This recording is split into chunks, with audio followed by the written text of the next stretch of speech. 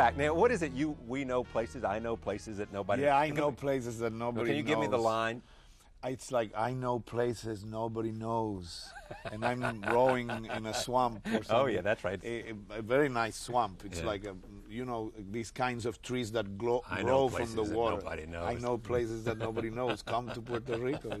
Yeah, but you're proud of your heritage, as a matter of fact. Oh, my God, I mean, you want to be the spokesperson for... Oh, I love, notwithstanding the fact they're paying it tons of money. No. I love being representing Puerto Rico whenever I can. I think it's important that we break many of the stereotypes that people have about Puerto Ricans. Yeah.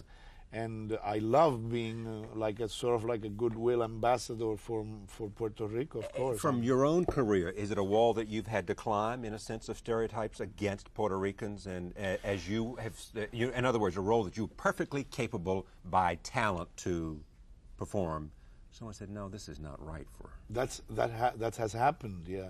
And it happens still sometimes. People still have ideas. Because they don't see it. No, I was very lucky early in my career to meet with people like Joe Papp, people like Ted Mann of Circle in the Square, producers that saw me as an actor rather than a stereotype. So I was able to expand the variety of roles that I could do. But, there's still people out there that see Puerto Ricans in a certain kind of way. And if they haven't seen... Now it's more difficult for people not to ask me to do certain roles because they've seen my work more. I'm more in the public eye, and I've done... They've seen the versatility. They've seen the versatility. So I have less problems with that, but at the beginning there was more, and you just have to lift the ignorance that people have about Puerto Ricans. Yeah, you had to fight for.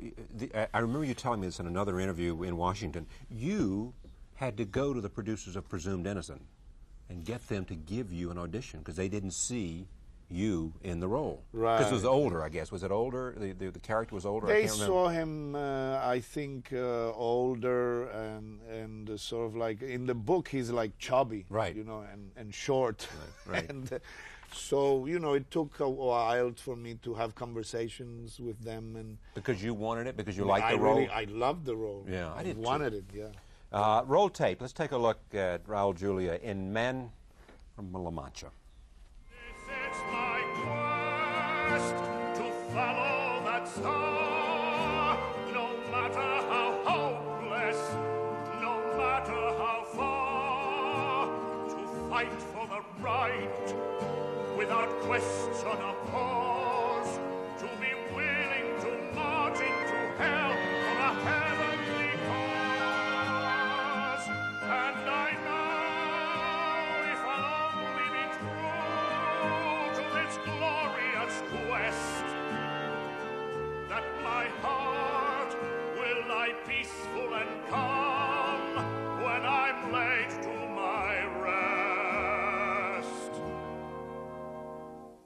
And the world will be better for this, that one man, scorned and covered with scars, still strove with his last ounce of courage. Oh, reach the unreachable star.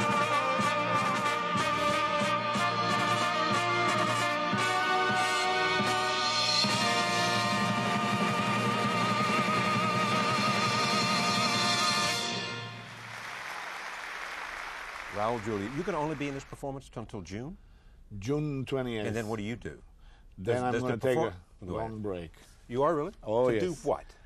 To just relax, spend time, just family time, no work for a while. I'm going to take a long break. By June 28th, I will have done it 8 times a week without a break for 8 months.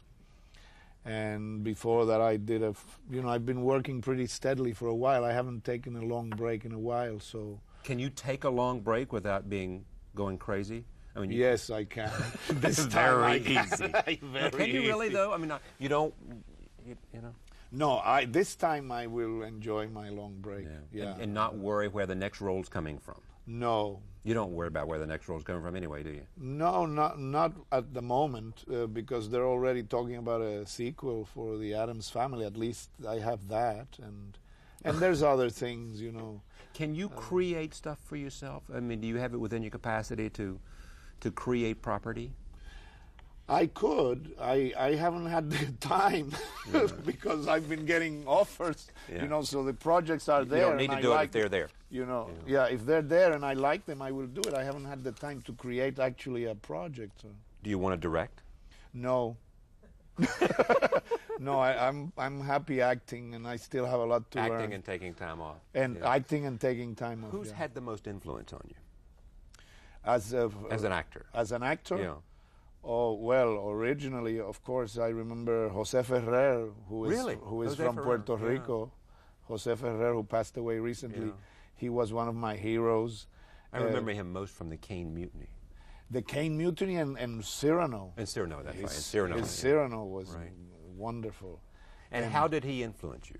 Simply because he was a role model, or because he was a role model and said, no, then later we became friends. Yeah. And of course, that was great too.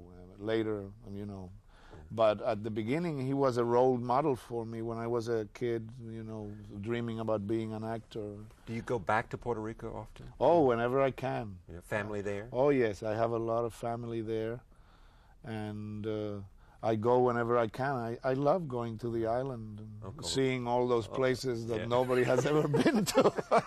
That's right. I want to go. I want to go. Yeah. Thank you for coming. My pleasure. Good to see you again. Good to see you. Raul Julia, man from La Mancha. At the what theater? At the Marquee. At the Marquee Theater, and you can see him on there. 45th Street on and 45th Broadway. Street on Broadway. Curtain is at what? At 8 o'clock. 8 o'clock there, except on matinees. And matinee days, yes. Thank you for joining us tonight.